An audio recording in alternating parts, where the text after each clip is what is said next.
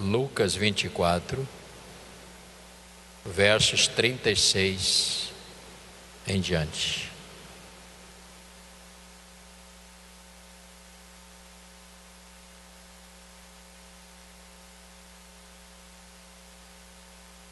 O tema de hoje é o encontro com o rei.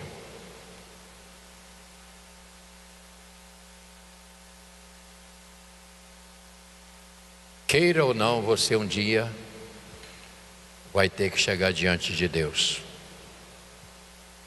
Mesmo aquele que não acredita vai ter que chegar.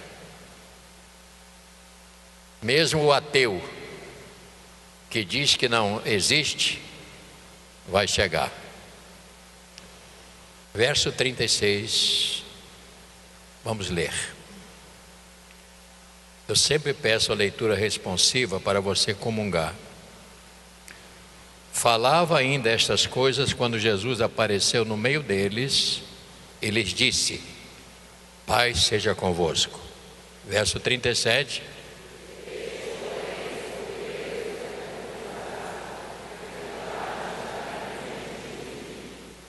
Mas ele lhe disse: por que estás perturbado? E por que sobe em dúvida ao vosso coração?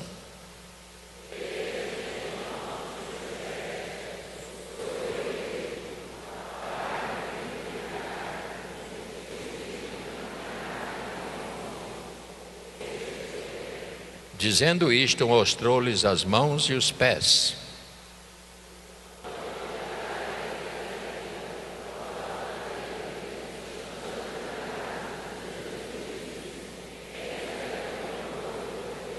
Então lhes apresentaram um pedaço de peixe assado e um favo de mel.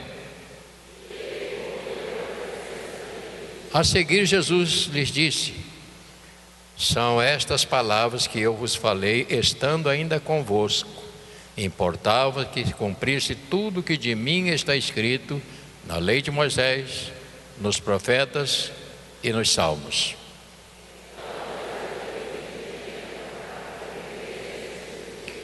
Ele disse: assim está escrito, que o Cristo havia de padecer e ressuscitar dentre os mortos no terceiro dia.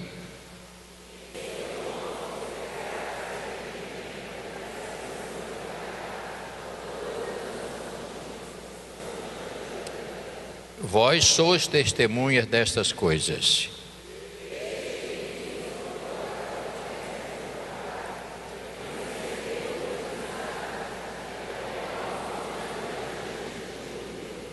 Então os levou para Betânia e, erguendo as mãos, os abençoou.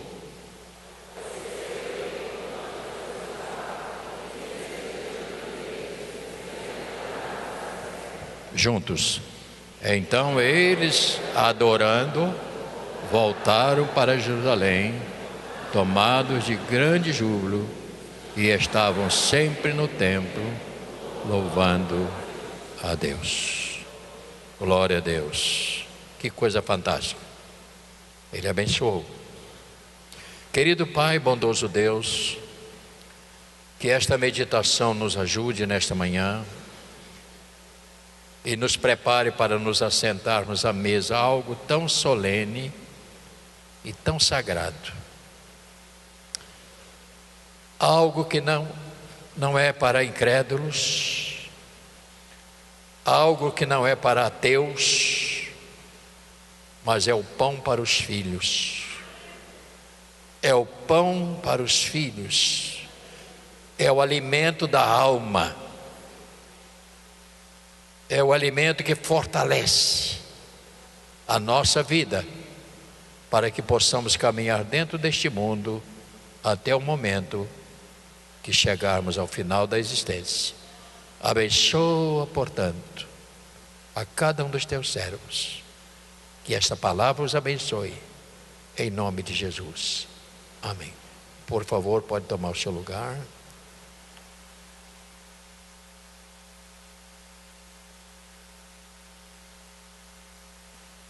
O Senhor Jesus teve teve o seu tempo aqui na terra, uma vida curta entre nós. Quantos anos morreu Jesus? Tem gente que não falou nada. 33. Um jovem. Naquele período durava-se muitos anos. Um jovem, 33 anos. 33 anos. Só para você ver o tempo dele aqui na terra. E depois de cumprir todas as suas etapas, desde o nascimento até a cruz e ressurreição, ele volta à presença do Pai, que é o seu lugar. 33 anos. Quantas coisas ele fez nos 3 anos de ministério? Foi 3 anos. Quantas coisas realizou neste período tão pequeno, tão curto? Deixou uma mensagem enorme. Uma mensagem que tem atravessado tantos anos. E esta mensagem continua viva. Ontem de manhã eu disse que a Bíblia, você não vai encontrar a Bíblia numa loja que vende livros antigos, ou seja, sebo. Você não acha. A Bíblia jamais envelhecerá. Ela vai continuar atual e ela vai cumprir a sua etapa até o último dia, quando Cristo vier buscar a sua igreja, que chamamos o arrebatamento da igreja. Então é importante nós acertarmos isto. No livro de Atos dos Apóstolos, vamos ler vários textos aí, para podermos mostrar algumas coisas. Logo à frente você vai encontrar Mateus, Marcos, Lucas, depois vem João, vem o livro de Atos. Você descobre que Jesus falou com eles uma palavra em Lucas: ficai em Jerusalém até que do alto sejais revestidos de poder.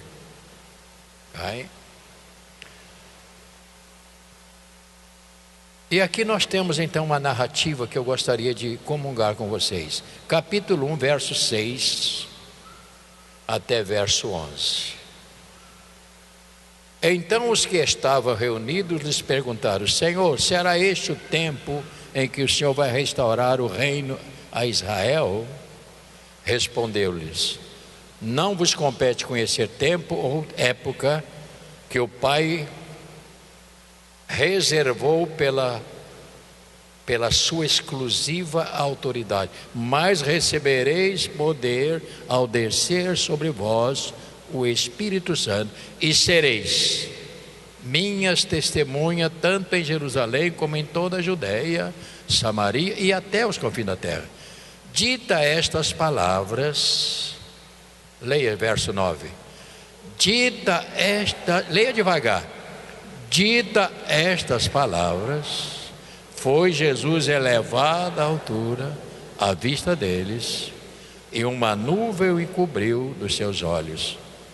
E estando eles com os olhos fitos no céu, enquanto Jesus subia, eis que 2 varões vestidos de branco se puseram ao lado dele e lhe disseram: o quê? Varões galileus, porque está olhando para a altura, este Jesus que dentre vós foi assunto ao céu, virá do modo como viste subir. Atos capítulo 1, verso 6 até verso 11. Todo o trabalho que Jesus fez foi um trabalho de base e deixou bem estruturado para que nós pudéssemos agora ter acesso a este acervo tão lindo que é a palavra do Senhor, para nós sermos governados. Segundo aspecto, nós vivemos dentro deste mundo onde a grande maioria esmagadora não se preocupa com a vida, aliás, espiritual. As pessoas não estão nem aí, acham que é assim mesmo, a vida é esta, a gente cresce e morre. Não se preocupa. Agora, existe um problema. Só quem vive aqui neste mundo, que olha só para este mundo, ele precisa saber que este mundo os consome até chegar ao fim e destruir toda a sua eternidade, e isto é algo grave. O mundo não entende. Eles querem aproveitar o máximo que a vida oferece. Olha para mim, mas só que este mundo consome. Você veja hoje a nossa juventude, quando eu falo a nossa, ela está sendo destruída já no berço. Não é verdade? Até nos colégios hoje, infelizmente, se não houver uma mão para limpar isso, até nos colégios já estão começando a ensinar crianças os valores degradantes. E você que tem filho sabe o perigo que é. Querendo criar estas crianças já dentro de uma roda onde ele vai ficar preso por toda a existência. Por quê? Porque aquele que chegar primeiro no coração é que vai tomar, é que vai reger. Este é o mundo que nós estamos vivendo. Ontem eu de manhã abastecendo o carro, 5 horas da manhã, 5h10, uma loja lá de conveniência, e estava um rapaz jovem, 18, 19 anos, com uma lata de cerveja. O que será desse jovem? O que será dele? E eu perguntei ao frentista, tristeza, né? Ele falou, isso não é nada. Há poucas horas aqui, a polícia esteve aqui porque tinha um rapazinho novo pegando cerveja e escondendo dentro das calças. A polícia veio para tirar. Não levou. Parece que é filho de gente que tem autoridade, então.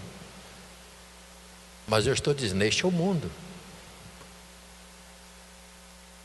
Aqui na frente da igreja tem uma barraca que vende aqui noite inteira, e gente, som, muitas moças tomando cerveja com as roupas indecorosas. Coitada dessa gente.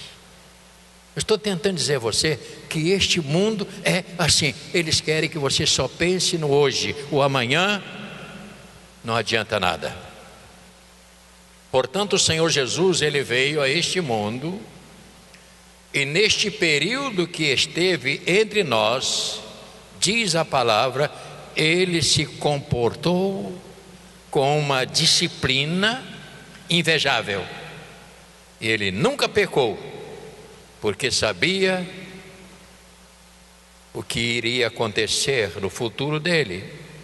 Ele sabia que iria voltar para o seu pai. Então a preocupação, você olha na Bíblia, ele está dizendo, a minha verdadeira comida é fazer a vontade do meu pai. Por quê? Porque ele estava dentro deste contexto, o qual a igreja deve se comportar também dentro desse contexto. Quando nós aceitamos Cristo como Senhor e Salvador, nós entramos dentro de um outro mundo, que não é este mundo que estamos vivendo. Na sua oração sacerdotal que Jesus fez, ele disse, meu Pai, eu não peço que o Senhor os tire do mundo, mas guarde na verdade, proteja. Capítulo 17 de João é a oração de Jesus, intercessória. Eles estão no mundo, mas não são do mundo. guarde, protege, porque eles são teus. Guarda, porque eles são meus e teu, pertencem à área divina. Então nossa vida, irmão, ela precisa, nós temos que ter esse entendimento que nós estamos aqui de passagem. E quando Deus criou você, Ele não criou você para derrota, para miséria, Ele não criou para isso. E a esperança do Senhor é que um dia você possa voltar à presença dEle, porque é tudo que Ele espera é que você um dia regresse à presença dEle, porque Ele não te criou para viver neste mundo e nem ser escravo. Então nós vamos comparecer diante dEle um dia. Então nós estamos aqui vivendo um mundo muito difícil hoje.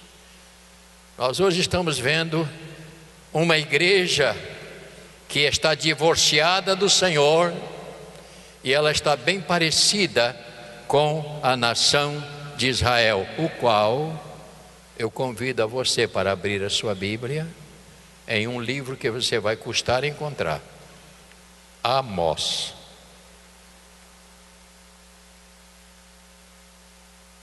Você vai encontrar o livro de Amós. Ele fica depois de Daniel. Os profetas maiores vão assim, ó: Isaías, Jeremias, Ezequiel, e depois vem Daniel. Então ela vai para o final assim. Estou dando tempo, que tem muita gente ainda que está esperando. Esta palavra, quando eu li, ela é um retrato dos nossos dias de hoje, do nosso mundo que estamos vivendo.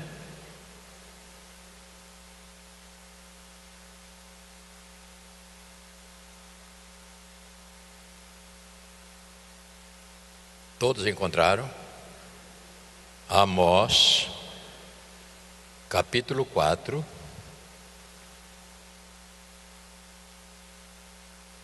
verso 4 em diante. Eu vou fazer a leitura. O que é que está escrito em a cegueira espiritual de Israel? Olha o que aconteceu e o que Deus falou para eles. Ele está dizendo assim: vinde a Betel e transgredi, a Gilgal e multiplicai as transgressões, e cada manhã trazei os vossos sacrifícios, e de 3 em 3 dias os vossos dízimos. Ofereceis sacrifício de louvores do que é levedado, ou seja, sem valor, e apregoai ofertas voluntárias e publicai, porque disso gostais, ó filho de Israel, disse o Senhor Deus. Então, a este ponto, ele está dizendo: esse tipo de vida que vocês vivem é exatamente a vida de quem não me conhece. E ele prossegue. Deus então vai estar dizendo a ele assim: agora vocês vão ver quem sou eu. Também vos deixei de dentes limpos em toda a vossa cidade, e com falta de pão em todo o vossos lugares. Contudo, não vos convertestes a mim, disse o Senhor. Além disso, retive de vós a chuva 3 meses ainda antes da ceifa, e fiz chover sobre uma cidade e sobre outra não. Um campo teve chuva, mas o outro que ficou sem chuva se secou. Andaram 2 ou 3 cidades, indo a outra cidade para beberem água, mas não se saciaram. Contudo, não vos convertestes a mim, disse o Senhor. Feri vocês com crestamento, ferrugem, a multidão de vossas hortas, e das vossas vinhas, e das vossas figueiras, e das vossas oliveiras, devorou o gafanhoto. Contudo, não vos converteste a mim, disse o Senhor. Enviei as pestes contra vós outros, à maneira do Egito, e os vossos jovens matei a espada, e os vossos cavalos deixei os levar presos, e o mau cheiro no vosso arraiais fiz subir aos vossos narizes, contudo não vos convertestes a mim, diz o Senhor.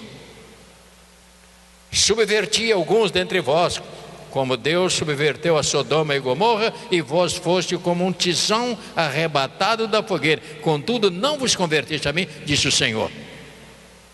E aqui nós temos a base. Portanto assim farei. Leia comigo o verso 12. Portanto assim te farei, ó Israel. E por que te farei? Prepara, ó Israel, para te encontrares com o seu Deus. Porque ele está dizendo, porque é ele quem forma os montes, cria o vento, declara aos homens qual é o seu pensamento, faz o amanhã treva e pisa os altos da terra. O Senhor Deus dos exércitos é o seu nome. Israel, ouça bem, não é a nação, ele está falando povo, porque Israel é Jacó. Quando ele diz, seu nome já não será Jacó, e sim Israel, que dá sentido às 12 tribos que foram possuir a terra. E eles se rebelaram, e ele está dizendo aqui, vocês vão ter alguma coisa que vai atrapalhar a vida de vocês. Com isso eu estou dizendo, irmãos, que a igreja hoje, ela está divorciada do Senhor, e ela está bem parecida com essa nação de Israel daqueles dias. Por quê? Na igreja, muitos estão na igreja, mas as suas ofertas de vida não condiz com Deus. Isso é pesado. Estão na igreja multidões, ouça bem, mas não são pessoas convertidas. As ofertas que levam diante de Deus não são ofertas agradáveis. Vive uma vida mundana, vive uma vida de mentira, vive uma vida totalmente fora do padrão. Este é o contexto. Mas um dia vai acontecer algo que as pessoas não sabem e que vai acontecer. Então a igreja hoje é chamada uma igreja liberal. Nesta igreja você pode, não precisa esse negócio de jejum, oração, vida santificada, nada disso. Você tem liberdade de fazer o que você quer. Esta é uma linguagem demoníaca. Esta é uma linguagem maligna que está infernizando a vida de muita gente, que chega à conclusão, por causa da sua carne, que gosta dessas coisas, então eu posso ir para a igreja e viver assim. Isso é perigoso, irmãos. A igreja, creio eu que a gente faz uma coisa aqui na igreja difícil, porque nós não pregamos aqui na igreja que Deus vai te dar isso, vai te dar aquilo, porque o evangelho que está pregando hoje não é um evangelho de compromisso, mas sim um evangelho baseado dentro da vontade do ser humano de ter, possuir. Mas o evangelho não é ter, não é possuir, o evangelho é servir. Servir a Deus. Não é para ter nada, não é para possuir nada, mas é fácil. É fácil, mas isso engana, porque Deus não faz dessa maneira, segundo nós entendemos. Portanto, nós sabemos, irmãos, o perigo que estamos passando dentro deste mundo, e a igreja sofre. Por quê? Porque quantas pessoas vêm para a igreja e saem e voltam para o mundo? Por quê? Porque não passou pela experiência do arrependimento. Cristo não entrou, Cristo passou, mas não entrou dentro do coração. Portanto, este texto de Amós, creio eu, que é uma advertência que não podemos ignorar. pois esta voz é forte e nos fala algo sério. A mesma palavra que Deus falou a Israel, Ele está dizendo para mim, para você, para a igreja: prepara-te, ó igreja, para encontrar com seu Deus. É a mesma voz, é o mesmo Senhor lá que estava falando com o povo. Ele está dizendo: prepara-te para que você chegue à presença do Senhor, porque um dia chegaremos face a face, e ali, creio eu que este encontro vai ser um encontro de decepção para muita gente, quando Ele vai dizer: eu não te conheço, eu não vejo em você a marca do meu filho. Aqueles que me aceitam, o meu filho coloca nele uma marca no coração, o sangue do Cordeiro entrou na sua vida. Esta marca, esta é a marca. Quando a Bíblia diz que os que são do Senhor, o maligno não toca. Por quê? Porque o seu coração está blindado, para que nada perverso entre no seu coração. Nós estamos falando de conversão, mudança, transformação. Portanto, o Senhor Jesus, após a ressurreição, Ele veio até os apóstolos e disse: eu virei. Ele disse: eu virei. Foi a palavra dita quando Ele estava subindo às alturas. Apareceu 2 anjos: varões, por que está olhando para a altura? Este mesmo Jesus que foi, Ele virá. Esta é a promessa. A igreja não espera melhores dias. A igreja não espera melhores dias. A Bíblia diz que este mundo é de trevas. Este mundo é um mundo mau. Portanto, Jesus, Ele disse para os seus discípulos e apóstolos: eu virei. E Ele disse: me aguarde, como disse para Israel: me aguarde, vigia, prepara, porque um dia você vai chegar na minha presença. E o que Jesus quer, irmão querido, irmãos, o que Jesus quer é chegar diante do Pai, que está sentado no seu trono de glória. Ele vai chegar e dizer: meu Pai, este aqui são meus, que o Senhor me deu, eu estou te apresentando para ficar conosco por toda a eternidade. Isso não é para incrédulo, isso é para quem crê. Porque tudo que Jesus quer é chegar diante do Pai. Papai, olha aqui, olha o Zé. O Zé bebia um goró, era chato dentro da igreja. Estou falando do nosso, foi porteiro, chato. Eu queria pregar, ele gritava mais alto do que eu, cheio de goró. Mas o Espírito Santo tocou no coração dele. Mudou completamente. Já está até aposentado. E agora até nos ajuda em algum culto aí, né? O Senhor transforma. Uma pergunta que você vai me responder com sinceridade: quantos estão aqui? Você sempre foi uma pessoa boazinha. Levante a mão. Nem lá em cima.